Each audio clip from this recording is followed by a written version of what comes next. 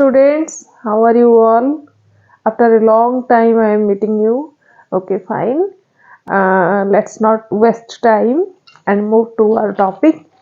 Our today's topic is your second chapter, first year, second chapter, the legend behind a legend. Right? Open your books. That's why it will be easier to you. Fine. The topic is the legend behind a legend. First of all, let me know what do you mean by legend? Legend कहले तमे कौन बुझुଛ? Legend means a person who is extremely successful in his respective place. ता निज जगह रे से गोटे मनीष हो पारे, गोटे पशु हो पारे, के भी हो पारे. जदि extremely successful ताको हमें कहबा जने legend, right? Okay. Here it is a legend behind a legend. One legend is there and in the back side there is another legend. So that means today we are going to read about two legends. दुई जन legend विषय में पढ़िया को जाउछु. So who has written it? It is written by Hariharan Balakrishnan. Who has written it? Hariharan Balakrishnan. Right? Okay. Hariharan Balakrishnan is a writer and columnist. जने writer मध्य आ जने कलमनिस्ट मध्य. कलमनिस्ट माने कोन कहलो? जो माने रेगुलर कलम रे तांकर आर्टिकल्स गुडी को बाहर पेपर रे देखिबो से माने को कहा जाय कलमनिस्ट. राइट? ओके. सो से जने कलमनिस्ट मध्य थिले. ई जो टॉपिक टी हमें पढु जो the legend behind a legend, it is written by Hariharan Balakrishnan and it is also a article piece. एटा गोटे आर्टिकल पीस मध्य. एटा केबे पब्लिश हेतला कहलो पिले? जो न्यूज़पेपर द हिंदू न्यूज़पेपर रे 2006 जनवरी 22 रे पब्लिश हेतला. एटा तुम मन को आज प्रेस्क्राइब अछि पढे पई. So it is a article piece, right? Let us move to the text. Khoiri, first of all, a character introduced to you, right? Who is that character? Khoiri. Khoiri made the entire forest where she lived famous. ए खोइरी जनक किए रे कोठी रहूची किए बोली हमें जानिनु. कोठी रहूची गोटे forest रे रहूची. Okay, so Khoiri made the entire forest where she lived famous. Total forest रे से खोइरी famous जोठी की से रहे. कोठी she was not a bandit queen. से गोटे bandit queen नुह. bandit queen माने कौन कहलो? डकायत मानकर रानी. फॉरेस्ट रे की रहे. जदि मनीष माने रहउचन त लुचि छपी के रहउचन बा डकायत चोर डकायत माओवादी सन्त्रासवादी ई सब जिंस. सो से कहूची Khoiri is not the bandit queen. से गोटे डकायत मानकर रानी नुहे. ताने किए सिए? Khoiri, the tigress of Jasipur.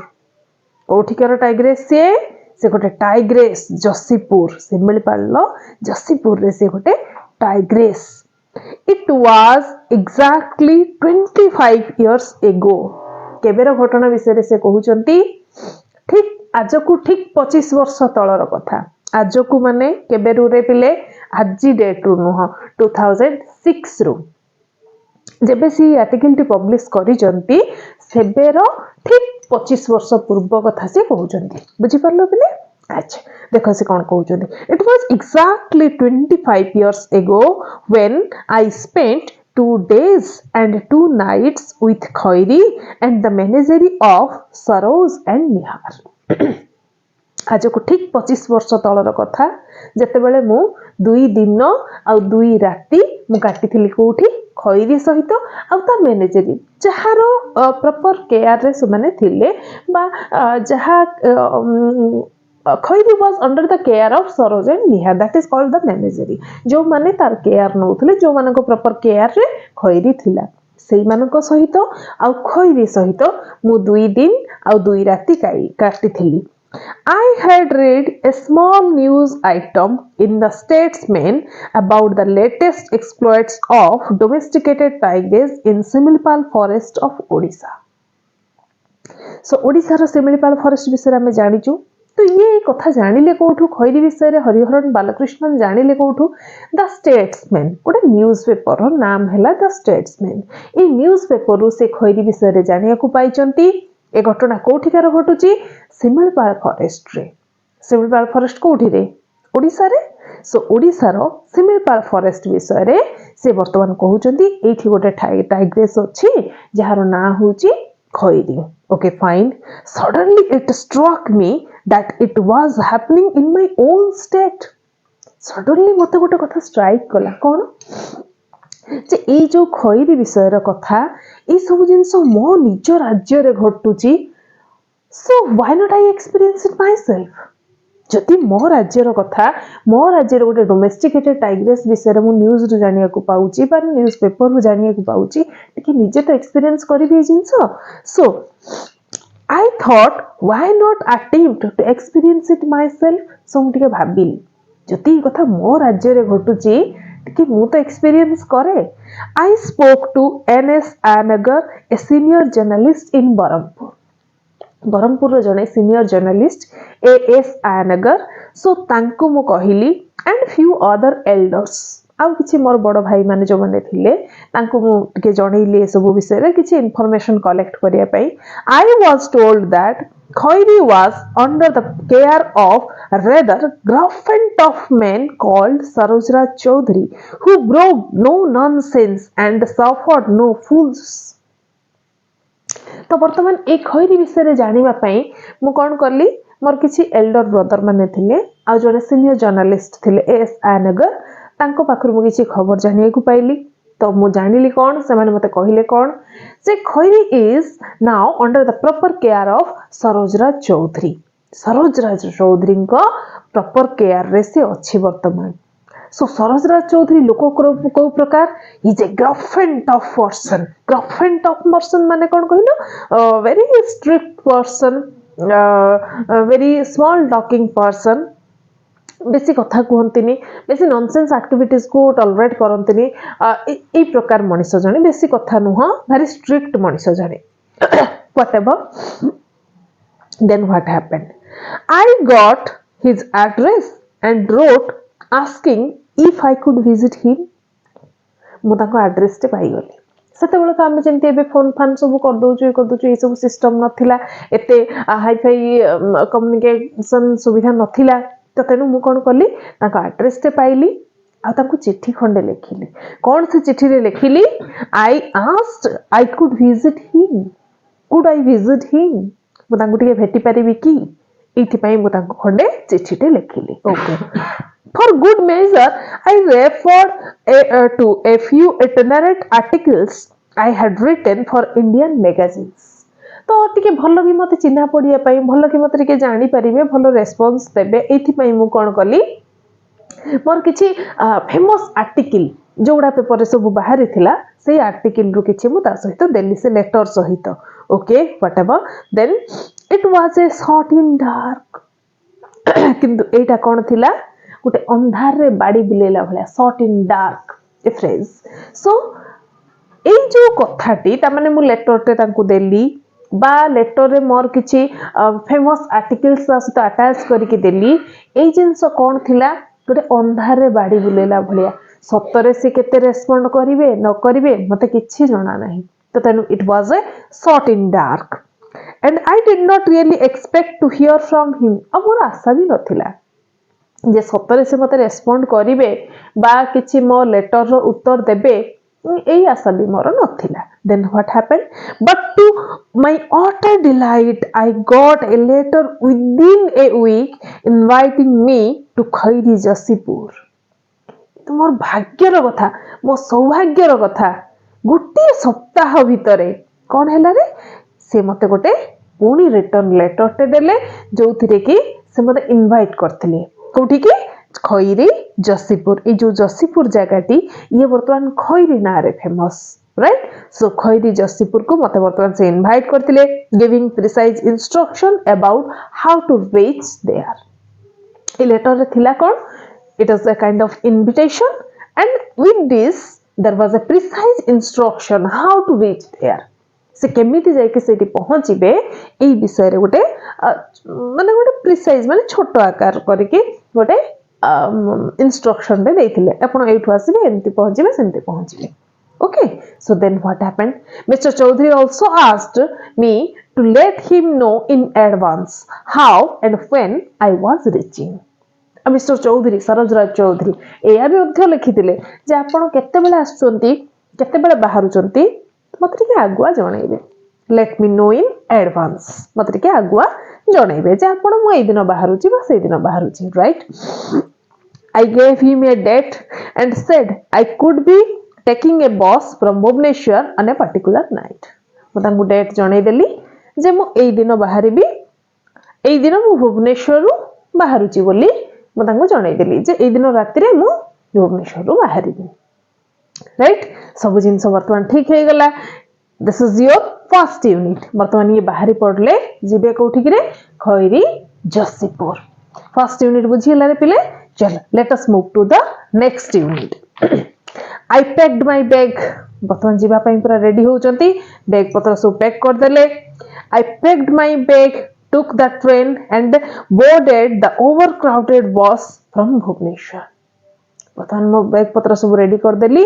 कर देखी गली ट्रेन रे बसी गली.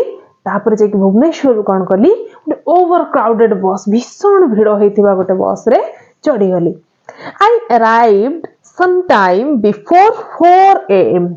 ठीक 4टा बाजिबा पूर्वरु भोर 4टा बाजिबा पूर्वरु मु जाकी पहुंची गली जसीपुर रे. wondering where to go in the semi darkness. माने सेमी डार्कनेस फर्चा है जाइछि अल्प अंधार अछि दिन हेई आसुछि ए जो समयटी 4टा बेलर समय जो पिला माने उठुथिबो रात्रि पाठ पढिया पे जानुथिबो को प्रकार समयटी सेई भलिया समय भितरे ये जाकी पहुंची चंदी हैला. सो सेमी डार्कनेस भितरे and he was wondering how where to go what to do जिबे कोठी की कुआडे रास्ता देखा जाउनी एई समय भितरे. टू माय ऑटर सरप्राइज माने मु कहि पारुनी आश्चर्यर कथा ठीक एई समय रे कोन हैला within a minute there was the click of boots, a voice welcoming me to खैरी जसीपुर. ठीक किछि मुहूर्त भितरे मते सुना गला कोन द क्लिक ऑफ बोट्स. चलिला बेले हम जो बोट पिंधि ताउ से जो आवाज छी क्लिक ऑफ बोट्स तो चलिबारो बा बोट रो आवाज मते सुना गला. आ ता भितर कोन सुना होउची कि जने मते वेलकम करूची. Welcome to Khairi Jasipur. आपन को हम खैरी जसीपुर को स्वागत. Right, the forest guard. So who is that person के तांको स्वागत करूची? The forest guard. Forest guard सेठी आसी तांको स्वागत करूची. Detailed to escort me took me to the guest house. Detailed ताको सब किछि कहि दिया हेछि कोन जे प्रॉपर्ली without any harm with proper care he will take me to the forest guest house. पूरा जत्नर सहित मते नै कि से पहुंचैबो कोठी फॉरेस्ट गेस्ट हाउस रे. चलो put me in my room, assured that water is in the jug, could sleep as long as I wanted and Sam would meet me as soon as I ready. मते नै कि मो room रे छाडी देला forest जो guest house टी काहाकू हरिहरन बालकृष्णन को जे इटार writer. Okay, so Hariharan Balakrishnan बर्तमान पहुंची गले कोठी रे फॉरेस्ट गेस्ट हाउस रे. सेठी जाई कि से फॉरेस्ट गार्ड तांको तांको रूम रे छाडी देला. आ कोन कहिला टिके देखि देला पानी रे जग रे पानी फानी अछि कि नाही सब जिंस ठीक ठाक अछि कि नाही जेमति हमें गेस्ट मानकर केयर करू घर को आसिले सेमति से सब जिंस देखि देला. एंड तांको कहिला सर आपण जत्ते समय चाहंती टिके सोई पारंती रेस्ट नियंतु काहे कि ना भोर समय राति उजागर होइकी आछंती बस रे. ये फॉरेस्ट गार्ड कहूची सर आपण जते समय चाहंती टिके रेस्ट नै पारंती किछ असुविधा नाही. जते बेला आपण फ्रेश हे जिवे आ रेडी हे जिवे our saab will meet you. Saab means Sarojraj Chaudhary. So आपण जते बेला रेडी हे जिवे सरोजराज चौधरी बा हम साब आपण को भेटिबे. ओके, चलो. So I think I had an hour of blissful sleep. राति उजागर होई चंती कहउचंती मु भाबुची बोधे गोटे घंटा हबो मु पूरा आराम रे गोटे सुख निद्रा ब्लिसफुल माने सुख निद्रा गोटे मु सोई जाईची. deep sleep gote hei jaichi. I woke up with a start when I heard an unmistakable voice of the tiger just outside my door. ଆଉ ମୁଁ ଉଠିଲି, ମୁଁ ଟିକେ ବି ଭୁଲ ନାହିଁ, ସେ ଶବ୍ଦ ଶୁଣିବାରେ ମୋର ଟିକେ ବି ଭୁଲ ହେଇନି। ସେ ଶବ୍ଦ ଶୁଣିକି ମୁଁ ଉଠିଲି। କୋଉ ଶବ୍ଦ? ଟାଇଗରଟେ ଠିକ ମୋ ଡୋର ବାহিରେ ଅଛି। ତମେ ଭାବିଲ, ମନେକର ତମେ ଶୋଇଛ, ତମ ଦ୍ୱାର ବାহিରେ ଗୋଟେ ବାଘଟେ ଥିବ, ତମ ଅବସ୍ଥା କଣ ହବ? ତ ସେଇ ପ୍ରକାର କଥା ଏ ହରିହରନ ବାଲକୃଷ୍ଣନ ଉଠି ପଡିଛନ୍ତି। କେମିତି? ଏ ଟାଇଗ୍ରେସର ଆବାଜ ଶୁଣିକି। I was terror struck. ମୁଁ ବର୍ତ୍ତମାନ ଭୟଙ୍କର ଭାବରେ ଡରି ଯାଇଥିଲି। With minutes, a bearer came. Bearer means waiter. 5-7 minute ଭିତରେ ବା କିଛି ସମୟ ଭିତରେ ଗୋଟେ ୱେଟର ଆସିଲା। Came to the room with a hot tea and biscuit. ଗରମ ଚା ଆଉ ବିସ୍କିଟ ଧରିକି ଗୋଟେ ୱେଟର ଆସିଲା ମୋ ରୁମକୁ। He smiled at the expression on my face and assured me that it was only Khairi outside the door. ସେ ୱେଟର କହୁଛି, ମତେ ଆଗ ଦେଖିକି ସେ ଟିକେ ହସିଦେଲା, ଟିକେ ସ୍ମାଇଲ ଦେଲା। କାହିଁକି ରେ? ଇଏ ବର୍ତ୍ତମାନ ଭୀଷଣ ଭାବରେ ଡରି ଯାଇଛନ୍ତି। କିଏ? ହରିହରନ ବାଲକୃଷ୍ଣନ। ସୋ ଇଏ ୱେଟର ତାଙ୍କୁ ଦେଖିକି ଟିକେ ହସୁଛି। ମନେକର ଆମେ ଘରେ ସବୁ କୁକୁର ରଖୁଛୁ, ସେ କୁକୁରଟେ ଆମ ଘର ଲୋକଙ୍କ ସହିତ ସିନା ଫ୍ୟାମିଲିୟର, ଜଣେ ବାହାର ଲୋକ ଯେତେବେଳେ ଆସୁଛି ସେ ତାପରେ ଭୀଷଣ ମାତ୍ରାରେ ଭୁକୁଛି, ଆମେ ଡରି ଯାଉଛୁ। କିନ୍ତୁ ସେଇ ଘରର ଯଦି ଛୋଟ ପିଲାଟେ ବି ଥିବ, ସେ ତମକୁ ଦେଖିଲେ ହସିବ। କାହିଁକି? ସିଏ ଡରୁନି, ତମେ ଡରୁଛ। ଏଇ ୱେଟର ଅବସ୍ଥା ମଧ୍ୟ ସେଇଆ। ଇଏ ତାଙ୍କୁ ଦେଖି ଟିକେ ହସିଲା, ଆଉ ତାଙ୍କୁ କହୁଛି, ଆଶ୍ୟର୍ଡ କହୁଛି, ମାନେ ସାନ୍ତ୍ୱନା ଦଉଛି। କଣ କହୁଛି? The waiter assured to me that don't fear, it is just Khairi. Sir ଆପଣ ଡରନ୍ତୁନି, ଇଏ ହଉଛି ଖଇରୀ, ଆପଣ ଡରିବାର କିଛି ନାହିଁ। Khairi means it's not a child or a cat, just a tiger. Imagine. The waiter is saying that, so don't fear, it is just khayri. See how familiarity is there, what kind of bonding is there in between the waiter and tigress. Only not with the waiter, but also all the members who were in the room, who were in the guest house. So later we will talk about that. इस विषय में पढ़िबा जानिबा। बस एबे देखो, then what happens? So my face and assured me that it was only khayri outside the door, making friendly inquiries about the new guest in the house. ए खैरी करूची कोन ताले? से waiter कहूची, आपण डरंतुनी, से जस्ट टिके इनक्वारी करूची, किए जने नुआ लोक आसीचंती हम घरकू, से टिके इनक्वारी करूची। He is inquiring. Okay, fine. I finished my tea, had a quick shower and went to the main house. Okay, जहाँ भी हला हला, मु तापरे टिके चा फा पी देली, तापरे गाधे पड़ली, गाधे सारिकी मेन हाउस, ता माने जोठी से माने सरोजराज चौधरी एंड हरिहरन बालकृष्णन जोठी से माने बसी कथबार्ता हेबे, मु सेठिकी गली। I went to the main house. Okay. सरोजराज Chaudhary was sitting on a large chair. बर्तन गला बेल को सरोजराज चौधरी बसचंदी कोठी, गोटे लार्ज चेयर, आराम चेयर आमे जोटा कहूछु, गोटे चेयर रे बसिचंदी, माने एम्ति डाउन हेकी टिके बसचंदी। There was a sloth bear behind him. तांको पछपटे गोटे स्लॉथ, स्लॉथ माने लेजी, गोटे अलसुआ भालुटे बसिची तांको पछपटे। करूची कोन?